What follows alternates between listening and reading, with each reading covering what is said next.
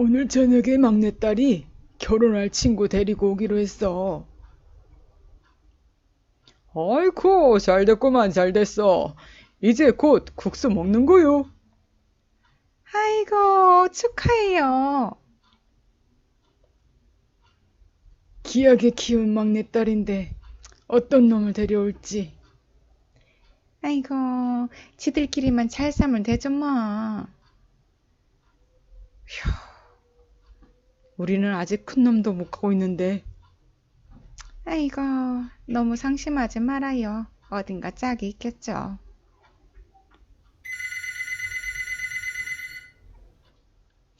여보세요? 아, 아들, 웬일이야? 네가 먼저 전화를 주고. 뭐?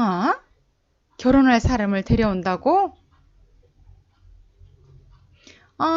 그래, 그래. 운전 조심하고 저녁에 보자. 아이고, 축하해요.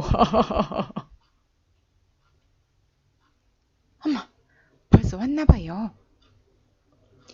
엄마, 결혼할 친구야. 안녕하세요, 어머님, 아버님.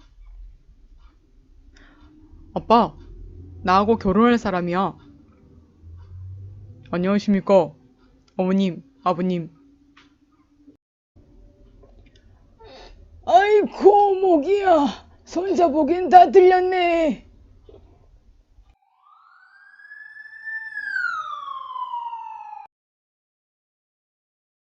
앞서 보신 만화처럼 동성애라는 죄가 우리 이웃이나 친척 집에서 나타날 일도 머지 않았습니다. 성경에서는 분명히 동성애를 죄로 규정하고 있습니다. 성경에서 동성애를 어떻게 규정하는지 알아보기 전에 먼저 창세기를 살펴보겠습니다. 창세기 1장에서는 하나님께서 인간을 창조하실 때 남자와 여자를 지으셨다고 말씀했고, 또 창세기 2장에서는 더 자세하게 하나님의 형상으로 지음받은 남자에 독처하는 것이 좋지 못하니 그 짝으로 여자를 지으셨다는 사실을 알 수 있습니다. 또한 그 부부에게 내리신 명령은 생육하고 번성하라는 것이었습니다. 즉, 부부는 남자와 여자로 구성되어야 하며 부부는 생육하고 번성할 수 있어야 합니다. 이것이 하나님의 창조의 원리였습니다. 이와 같은 맥락으로 예수님께서 이 땅에 오셔서 제자들을 전도하러 보내시면서 소돔과 고모라를 언급하셨고 비둘기처럼 순결하라고 명하셨습니다. 잘 아시는 대로 비둘기는 암수 한 쌍이 만나 평생을 같이 하는 동물입니다. 그런데 창세기 19장 5절에 소돔과 고모라에 관해 기록된 것처럼 이미 그 오래전부터 동성애라는 죄가 존재했음을 알 수 있습니다. 일부 동성애를 옹호하는 자칭 기독교인들은 에스겔 16장 49절의 말씀을 근거로 소돔과 고모라가 멸망한 이유가 동성애가 아니라고 주장하면서 동성애를 정당화하고자 합니다. 그러나 오히려 유다서 1장 7절에서는 소돔과 고모라가 간음을 행하며 다른 색, 곧 동성애를 행하다가 망했다고 말씀했고, 베드로후서 2장 6절에서 7절 말씀에서는 무법한 자의 음란한 행실로 인하여 소돔과 고모라가 멸망한 원인이 동성애라는 것을 명확하게 말씀하고 있습니다. 또한 하나님께서는 이미 동성애를 옹호하는 자칭 기독교인들에 대해 예레미야 23장 14절의 말씀으로 경고하셨습니다.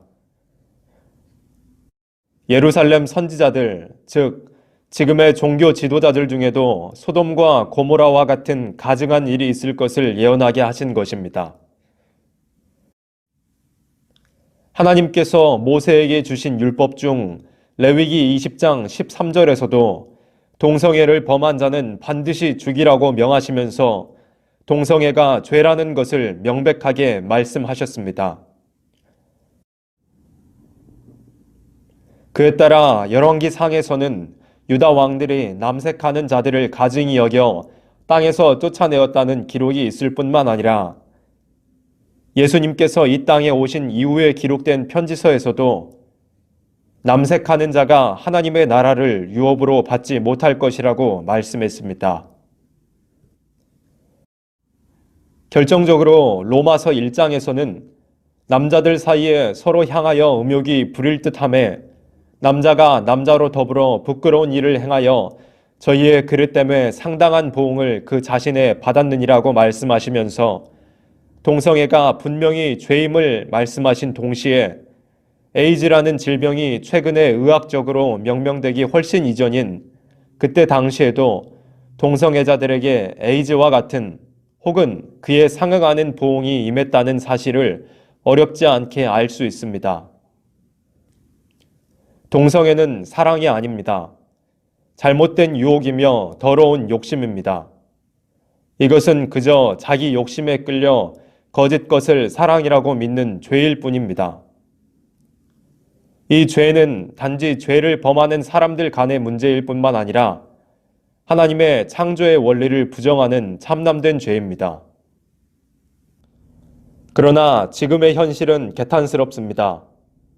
지난 2011년 5월 미국 최대의 보수성향 기독교 교단인 미국 장로교가 동성애자 목사 안수를 허용한 데 이어 2015년 3월에는 교단 헌법을 개정하여 동성 결혼을 공식적으로 인정하기에 이르렀습니다. 이에 더하여 같은 해 미국 대법원은 동성애가 합법적이라는 결정을 내놓았습니다. 결정 당일에는 백악관이 무지개로 물들면서 하나님께서 노아에게 주셨던 영원한 언약의 상징이 동성애라는 죄의 상징으로 도둑맞고 말았습니다. 이렇게 종교 및 정치계에서 동성애를 인정하는 결정이 나오면서 동성애의 죄는 세계적으로 더욱 담대함과 정당성을 가지게 되었으며 세계의 여러 나라가 동성애를 합법화하였고 기독교 내에서도 성경의 말씀을 떠나 법이 없는 맹목적 사랑과 인본주의적 근거를 토대로 동성애를 옹호하는 세력들이 정체를 드러내고 있습니다. 중요한 것은 국내에서 동성애를 앞장서서 옹호하는 교회들이 하나님이 없다고 하는 공산주의 사상에 매우 우호적인 태도를 취하고 그에 따른 사회적인 운동을 활발하게 벌인다는 사실입니다. 이들은 하나님이 없다는 공산 사상에 동조하는 영적인 음료와 같습니다. 동성애라는 죄는 그들이 교회를 미혹하는 수단 중 하나입니다. 하나님께서는 요한계시록에서 음행으로 땅을 더럽게 하는 육적인 음료들은 물론이고 하나님이 없다고 하는 무신론의 세력, 곧 짐승으로 표현된 공산주의와 연합하려 하는 영적인 음료의 세력도 심판하시겠다고 경고하셨습니다. 사랑하는 자들아, 너희는 우리 주 예수 그리스도의 사도들의 미리 한 말을 기억하라.